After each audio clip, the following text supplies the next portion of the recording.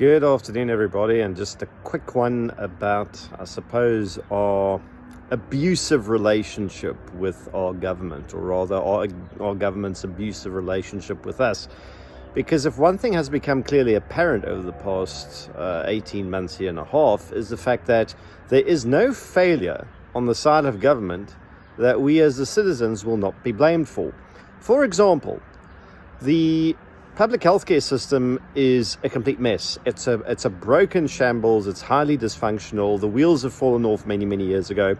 Overcrowded hospitals with patients lying on the floors on thin little scraps of urine-stained mattresses is not a new thing. I mean, extensive reports about abuses, negligence, and just dysfunctionality in public hospitals are multiple years old, if not decades old already. So it's not a new crisis, yet this is what's held up to our faces about government failure to adequately manage the present viral outbreak now manifests in your rights being arbitrarily removed. You're locked in your homes, you're given a curfew, your businesses are shut down, you can't trade normally, you can't buy alcohol for one. The booze ban being particularly stupid because the government has lost over 15 billion rands worth of sin taxes pertaining to sporadic booze bans last year alone, which infers that would have covered the annual salaries of over 15,000 qualified government doctors, which means if we had those doctors, we wouldn't be having a healthcare crisis in the first place. And that obviously excludes the cigarette bans, which is another implication of the whole lockdown, which was not grounded in science. Nobody's talking about the unscientific cigarette ban anymore. But that's just a single example. Government fails with healthcare. Government punishes you for their failure in healthcare with lockdowns and by threatening NHI. Government fails with policing. There is no adequate, strong, or any meaningful policing, and the police is busy falling apart and is highly dysfunctional and corrupt and criminally infiltrated and so on and so forth.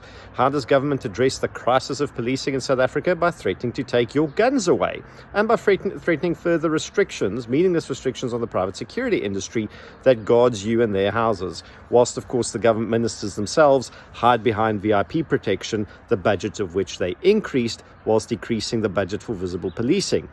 How does the government address the failures think of a failure, name it, and the consequence of the failure will be to attack you as a citizen. Government can't manage the SABC responsibly. SABC is falling apart. Their solution, tax houses or tax individuals more to try and get more money to pump into the dysfunctional ANC that they mismanaged and looted to shreds. Same with SAA. Government can't run an airline. They punish you as a taxpayer, as a productive citizen, for their failure, and so on and so forth. I think you get the picture by now.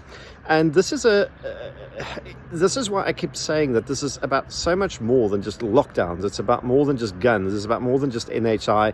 I mean, the mismanagement of the economy, there's mismanagement of property rights has led to societal pressures and inequalities and issues that they want to address through the confiscation of private property without compensation, i.e. theft, through their attempts at amending the constitution to allow for it. Wherever government fails, we are the people who pay for it twice. We pay for it via the consequences of their failure, and we pay for it as we are held responsible for the failure by the government specifically targeting us as individuals to come after us for their failures. They come after our pensions, they're coming after our healthcare, they're coming after our freedom of speech with all sorts of silly proposed legislations like Papuda and what we're allowed to broadcast on the internet, i.e. I will not be allowed to broadcast this video if they get their way because the government can't handle criticism. They're coming for your private property, they're coming for your guns, they're coming for your savings and pensions. Can't remember if I mentioned that. You get the picture. Abusive relationship with a tyrannical, illegitimate government that can't sort their own shit out, can't sort their own corruption out, can't sort their own incompetence and mismanagement out. And until we hold them accountable directly and meaningfully, the shit show will continue, folks. South Africa, your safe word is freedom. Best you start using it. Best you start standing up for your constitutional rights, your freedoms, and all those things that people over the course of many centuries died and bled for, so that we could be having this conversation in the first place.